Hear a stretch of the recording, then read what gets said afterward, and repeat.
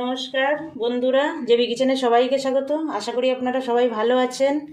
আমি আজ আবার একটা রান্না নিয়ে আপনাদের কাছে চলে আসলাম শেয়ার করার জন্য। দেখুন, আমি আজ নিয়ে এসেছি খুব হেলদি এবং টেস্টি একটা রান্না।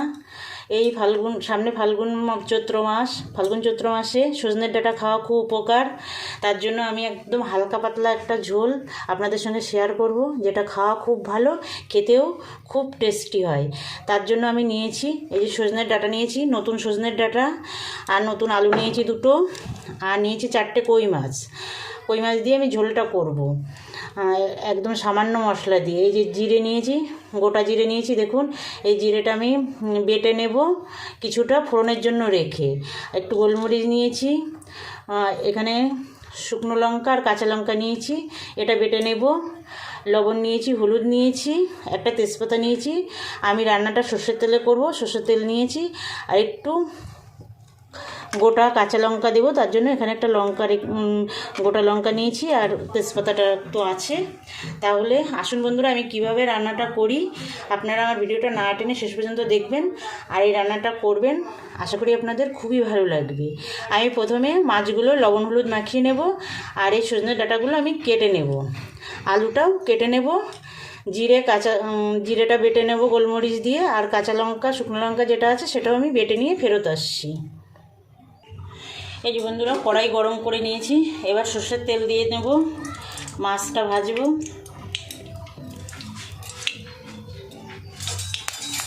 মাছে লবণ আর হলুদ লাগিয়ে রেখেছিলাম, আলু সজনে ডাঁটা সবই কেটে নিয়ে এসেছি।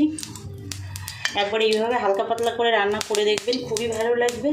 আর এই সামনে তো গরমের দিনে হালকা পাতলা খেতে খুব ভালো লাগে। সবসময় তো মশলা খেতে ভালো লাগে না, দুর্দান্ত টেস্ট হয় বন্ধুরা, একবার রান্না করে দেখবেন। তেল গরম হয়ে গেছে, এবার একটু লবণ দিয়ে দিলাম তেলে, দিয়ে এবার আমি মাছটা ছেড়ে দেব। মাছ দেখুন ভাজতে ছেড়ে দিয়েছি, আমি 4টে মাছই একসঙ্গে ভেজে নেব, জ্যান্ত মাছ তো অসুবিধা হবে না। মাছটা একটু উল্টে দেবো। এই খুব কড়া করে ভাজবো না, এই কই মাছ খুব কড়া করে ভাজলে কিন্তু স্বাদ অনেকটা নষ্ট হয়ে যায়, তার জন্য মোটামুটি ভাজবো, কিন্তু খুব কড়া করে ভাজবো না। যেসব বন্ধুরা এখনও আমার চ্যানেলটা সাবস্ক্রাইব করেননি, তাদের কাছে আমার অনুরোধ, আমার চ্যানেলটা সাবস্ক্রাইব করে আমার পাশে থাকবেন। আর যেসব বন্ধুরা আমার সঙ্গে আছেন, আমার চ্যানেলটা সাবস্ক্রাইব করেছেন, তাদের অসংখ্য ধন্যবাদ। আমার সঙ্গে থাকবেন বরাবরের জন্য, আমার ভিডিওগুলো দেখবেন, লাইক কমেন্ট করবেন। দেখুন বন্ধুরা, মাছটা ভাজা হয়ে গেছে, আমি তুলে নেব। আর এটা যে শুধু কই মাছ দিয়েই রান্না করা যায় তা কিন্তু না, আপনারা অন্য মাছ দিয়েও রান্না করতে পারেন, কোনো অসুবিধা নেই, সেটাও টেস্টি হবে। কিন্তু কই মাছের তো একটা আলাদা স্বাদ আছে, কই মাছ দিয়ে করলে একটু বেশি বেশি স্বাদ হয়। যার জন্য আমি এই নতুন সজনে ডাঁটা উঠলে আমি একবার হলেও এই কই মাছ দিয়ে রান্নাটা করি। এবার আমি এই তেলে আলুটা ভেজে নেব, নতুন আলু নতুন সজনে ডাঁটা দিয়ে এই রান্নাটা আমি করি। একবার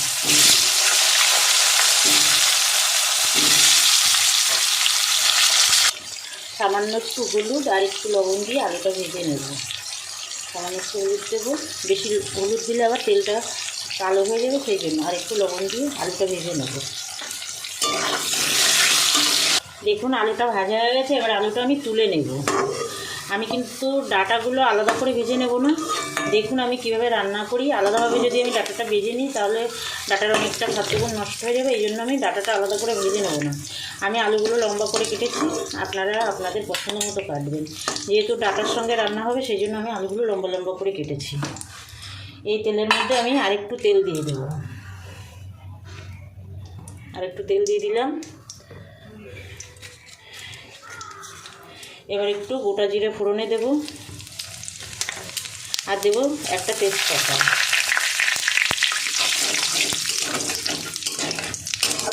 জিরের ভাজা সেন্টটা বেরিয়ে আসলে আমি এবার এই যে জিরে আর গোলমরিচ ভেজে রেখেছি ওটা দিয়ে দেবো, বাটা মশলাটা। আমি এটা গোটা জিরে আর গোটা গোলমরিচ আমি তুলে বেটে রেখেছি, আপনারা যদি পুরো দিয়ে রান্না করতে চান রান্না করতে পারেন, তবে এটা বাটা মশলা দিয়ে করলে বেশি ভালো হয়। আর এই যে কাঁচা লঙ্কা আর শুকনো লঙ্কা একসঙ্গে কেটে রেখেছিলাম, সেটাও আমি দিয়ে দিলাম। এবার একটু হলুদ দিয়ে দেবো,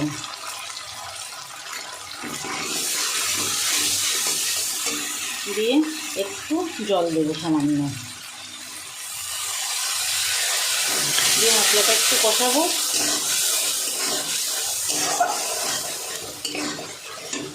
দেখুন মশলা থেকে তেল বেরিয়ে এসছে। এবার আমি ভেজে রাখা আলুটা দিয়ে দেবো।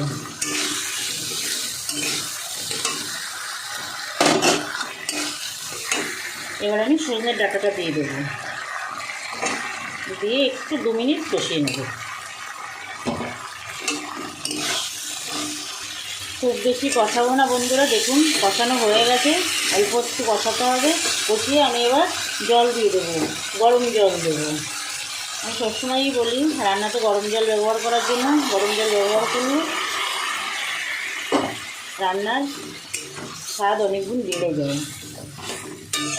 আর একটু জল দেবো।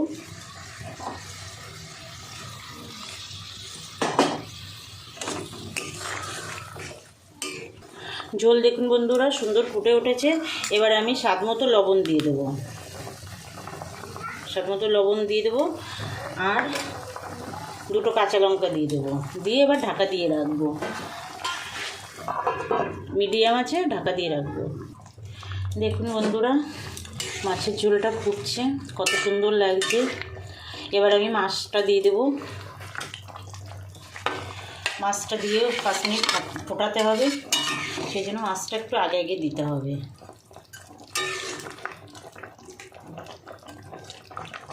মাছগুলো দিয়ে আবার ঢাকা দিয়ে রাখবো।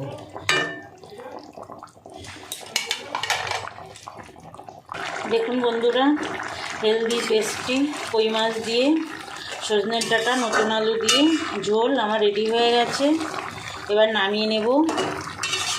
ধৈর্য সহকারে আমার এই শেষ পর্যন্ত আমার এই ভিডিওটা দেখার জন্য আপনাদের অসংখ্য ধন্যবাদ। আবার দেখা হবে নতুন কোনো ভিডিওয়। নমস্কার।